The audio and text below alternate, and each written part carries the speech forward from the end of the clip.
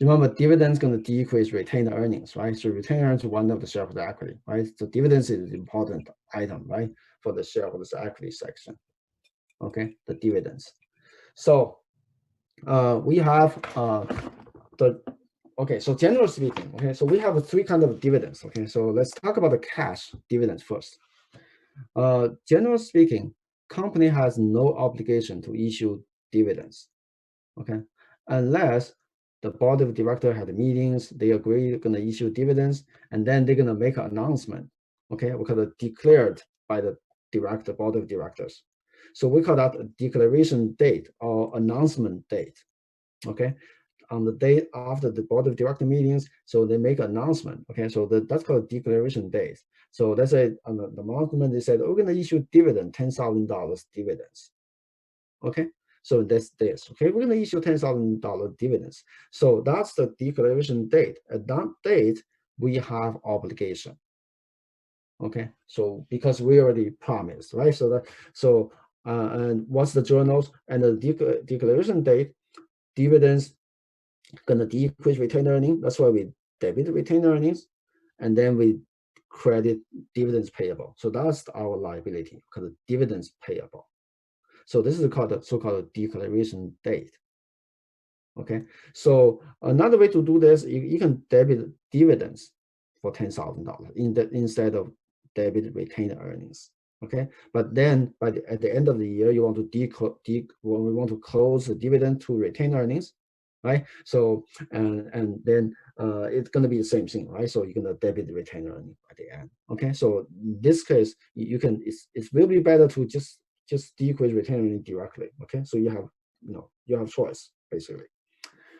So that's the declaration date. Okay, declaration date we write as journals, and then we have a couple of more dates. Okay, so another date is called the ex-dividend dates. Ex-dividend dates is talk about the tradings. Okay, so finance issues. So if you purchase the stock at this date on this ex-dividend date, you no longer receive dividends. You want to receive dividend, you have to purchase before the ex-dividend date, before you purchase the share before the date. Okay, so that's called the ex-dividend date. And another date is called the date of records. Date of record this is accounting records. Okay, so basically you want to think of when we issue dividends to who, right? So because the ownership keeps changing, right? Some people buy, some people sell. Okay, buy sell the shares, right, every day. Okay, so who gonna be the owner? To receive these dividends. Okay, so that date you call the date of records. So whoever owns the stock on this date will receive the dividends. Okay, so these two dates, date of records and ex-dividend dates are very close. Okay, so and these 2 days we don't do any journal entries. Okay, we don't have journal entries regarding these 2 days. Okay, it just tells us who's going to receive, right? So it doesn't matter for the company. Okay, so and then we have another date called date of payments. Date of payment can record the payments. Okay, the dividend payments. So this is the journals. Okay, so on the date of payments, you're gonna pay $10,000 cash, right? So that's why we credit cash, and then we no longer have this liabilities, dividend payable. That's why we debit dividend payable. Okay, on the date of declaration, you can see date of declaration, we're gonna credit the dividend payable, right? So on the date of payments, you're gonna debit that dividend payable. Okay.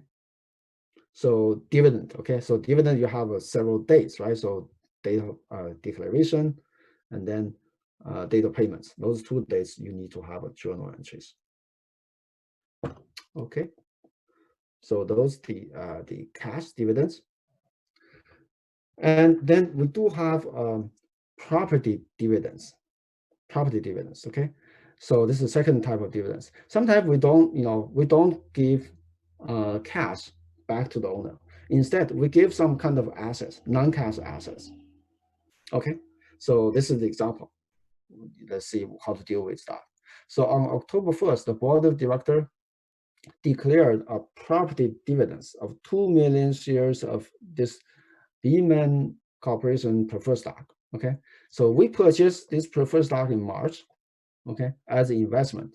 So the book value is 9 million. Okay, so what we did when we purchased, we did like this, right? We debit the investment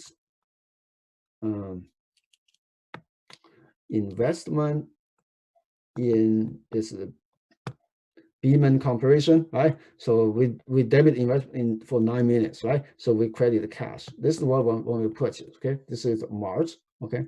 So the March, okay? March we have these journals, right? So we debit investment, credit cash. Okay, we made the investment, and then this is October. Okay, we want to instead we don't want to keep this one. We just want to give those stock, give to the owner, give to the shareholders. Okay, as a dividends. Okay, we call that property dividends. Okay, it's not a cash dividends. So then at this moment, so the shares, investment shares, the fair value of $5 per shares. Remember 2 millions, right? So total is what? $10 million. Okay, total is $10 million. But this accounts right now, the investment in this Beeman's accounts is only $9, right? So you can see, this is the investment in the Beeman's company. So you have $9 right now, right? So this is this, right? Coming from these journals. Okay, so first thing you want to do is you want to update the balance in this accounts, in this investment accounts, because now it's 10 millions, not 9. So you should increase, right, by 1 million. Okay, so you debit investment in this corporation for 1 million, and then you recognize the gain. Everyone's okay with that gain? Because the original cost is 9, right? So now the value increased to 10. So that's why you have a gain. So this is the adjusting journal, right? You're gonna adjust, right, on the date of declaration. You want to adjust the balance from 9 to, once you have this, now you have balance 10, right, in this accounts.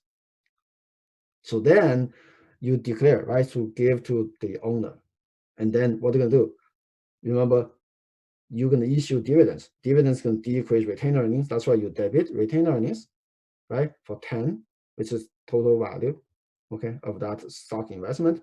And then you're gonna recognize the property dividend payable, okay, just like the cash dividend payable. Okay. And then on November 1st, so when you issue those dividends, okay, on date of record, you don't have journals, okay? On November 1st, when you issued those dividends, then you're going to decrease property dividend payable, right? You debit, okay? And then you're going to decrease this investment in this Beeman's companies accounts, okay? So both accounts are going to decrease. Question on this property dividends?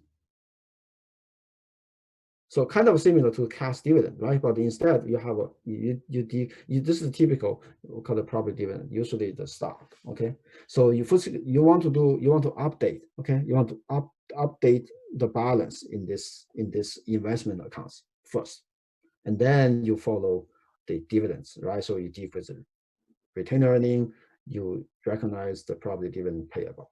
Okay, on the date of declaration. Kind of similar to the cash dividend, right? But instead, just have the first journal, this is adjusting journals. Okay, so that's the property dividends. And then we have the third type of dividend called the stock dividends. Okay, stock dividends. Stock dividends, so instead of we give back a cash or give back something else, we give back our own stock. It's not like from previous situation, we give back our investment, right? So in another company stock, okay? So this stock dividends is what? You give back your own stock. You're gonna issue additional stock to your owners, okay? Our own stock to the owners.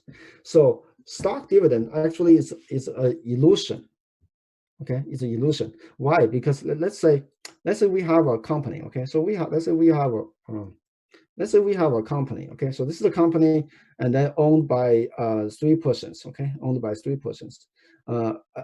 Person A owns 50%, okay? Let's say the total we own 500 shares. Okay, so 500 shares, and person B owns 200 shares.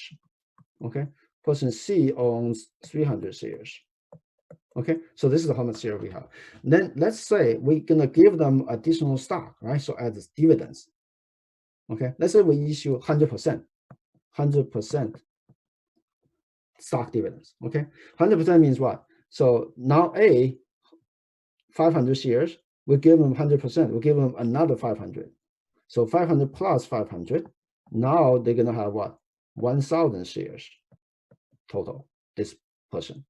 Similarly, B gonna have 400 shares, right? C gonna have 600 shares. Okay. So now what is the percentage of ownership? It won't change, right? A still owns 50% of the company, right? B still owns 20% of the company. C still owns 30% of the company. Is that right? So the stock dividend actually is just an illusion, okay? Nothing changed basically, economically. Okay. So, but actually, you know, let me show you here. But actually, let me erase this part. Okay. So even though this is just an illusion, okay, so it's psychologically illusion, right? But in reality, if this stock dividend is a small amount, you know, typically like less than 25%. You know, the example we gave to you is 100%, right? If less than 25%, and stock market actually react like as if we were receiving something. Okay, so then we recognize this is like a real dividends. Okay, if it's small amounts, less than 25. But if it's more than 25, you don't record it. You don't record it as real dividends. Okay, just like what I showed you. Okay, so so this is what we see. Okay, so this is the stock dividends example. So let's say company declare distribute 20% of stock dividend. This is less than 25, right? On 5 million shares, par value is $1, market value is $20. Okay, so because this is 20% is less than 25%, we treat it as real dividends. Okay, real dividends decrease retained earnings, right? But why is 20 millions? Because remember we have 5 million shares, right? And we decrease by we distribute 20%. So 5 million times 20%. So we're gonna issue 1 million more shares, right, to the existing owners. And each shares is $20 value. So that's why total the value of the dividends is 20 millions. Okay, that's why our total return earnings decrease by 20 millions when we issue dividends, right? Return decrease. And then we issue stock, right? We're gonna issue 1 million more shares, right? 1 million more shares. Total par value gonna be increased, right, by 1 million. That's why we credit common stock for 1 million. And now paid-in capital extra par value gonna credit for 19 millions, the remaining balance. Okay, so this is the stock dividends for the stock dividends. Okay, this is a small amount. It's large amount. If a large amount, then we call the stock split like this. Okay, so common stock, so 3,000 shares. Okay, now stock split, you're gonna have you call 2 for 1. Before was 1, now become 2. This is 100% stock dividends, right? Before was 3,000, now become 6,000. Number of shares is doubled. Okay, so what we're gonna do, because we don't want to treat it as real dividends. So what you're gonna do, you just decrease your par value. Okay, from before it was $2, now become $1. So total par value is still gonna be 6,000. So if you follow this approach, you don't need to do any journals. Okay, we don't need to do any journals regarding this large amount, which is greater than 25%. Okay, you do like this. Less than 25%, you do like this, right? So the previous situation. Now greater than that, you just treat it, you just change the par value. And then actually you have another way to do that. So this is this, okay? So I think we run out of time. So you may want to read this part by yourself, okay? The remaining time I need remember I promised to you to get the the actual credit quiz, right?